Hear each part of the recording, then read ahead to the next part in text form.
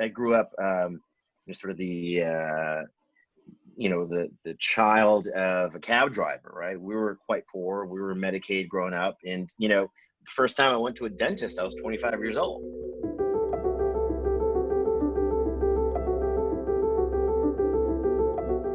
Dr. Chowdury, you started a tweet that now has become something of a rallying cry. I placed a New York City neighborhood map of percent testing positive for COVID-19 next to a map of economic risk at ANHD-NYC,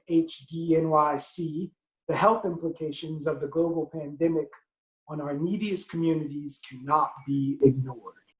So what prompted you to put those maps on top of each other? Being a native New Yorker, I've sort of lived all over the city. You can see the areas that are red are the ones where the largest percentage of tests are coming back positive. Those are clearly the areas of the city that are lowest income and immigrant populations. And so that really prompted me to look for other maps where I can really see, if my inclination or my thought that these neighborhoods that are low income and have high immigrant populations are truly the ones that are most affected. You can see, a picture's worth 1,000 words.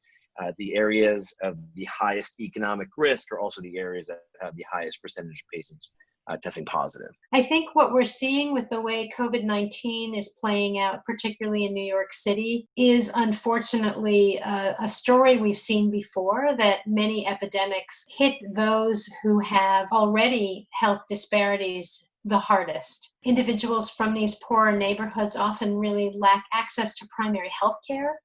They lack insurance. And all of these factors, unfortunately, come together as a perfect storm, if you will, and make them very vulnerable to this kind of respiratory virus infection.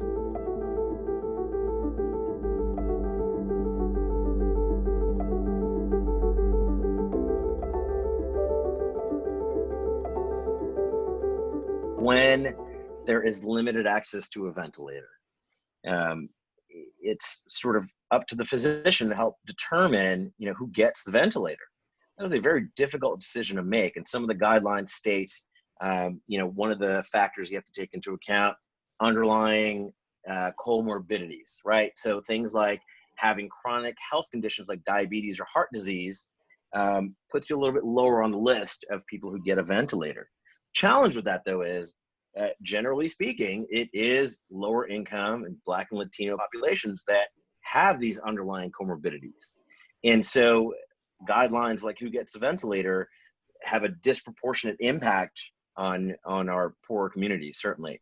This isn't something that was a mystery, right? This inequality is something, at least in healthcare, that we as physicians, we know that there is health inequity. The public health students definitely get quite a lot of education and discussion about the role of health inequities and health disparities in understanding exactly how different illnesses and different epidemics play out. All one has to do is stand on a train platform, and you'll see that the trains are filled with Black and brown and low-income people going into communities to service those who are able to telecommute. You can't drive the bus as a telecommuter.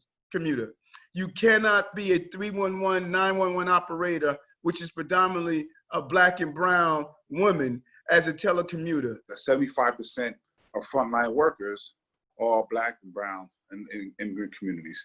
We're talking nurses, aides, nurses assistants, people who stock shelves, the cashiers, MTA workers, our sanitation workers. All the folks who are listed as frontline are Black, brown, immigrant communities.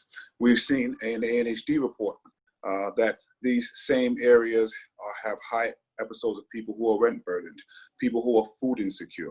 We know that many of these areas have health disparities. They came in with structural deficiencies, and this disease has exacerbated and shown the disparities that occur. So while the virus itself doesn't discriminate, our policies and our response seems to have been discriminatory and have a disparate impact. And that's something that there has to be accountability for. They may, for financial reasons, have to go into work. They may have to be around crowds. And so it's a situation in which they're having to pick between exposing themselves and their family members to risk of infection versus putting food on the table. And I don't think that's an easy decision to make, frankly. This has happened before. And we need to just keep working harder and harder at learning our lessons from each experience, because it's going to happen again. We can save lives with policy change. And I think it all starts with education, whether it's educating our policymakers that, there is this subset of the population that is affected disproportionately. And then the flip side of that is certainly, I think, educating those in low-income households that there are resources available, right? These are the healthy diet and exercise saves lives, so on and so forth. So many things that I think the average American takes for granted. These are things that I think we can bring to our communities. And ultimately, at least during this crisis, I don't think politics should be a reason that someone loses their life.